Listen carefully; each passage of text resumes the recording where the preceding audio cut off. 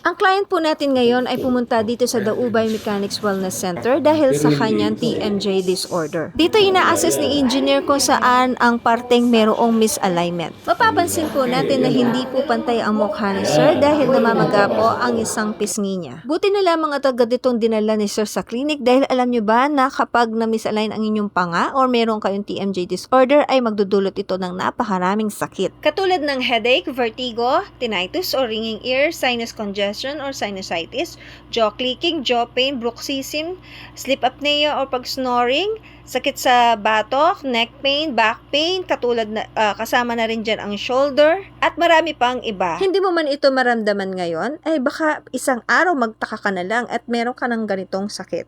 Kaya't kung may nararamdaman ka ng isa o dalawang sintomas sa mga nabanggit ko kanina, ay mas magandang magpatingin na. Because prevention is better than cure. So, heto na po ang after treatment ni Sir. Kaya dibilog na ang bibig mo. Kaya natagilid yan.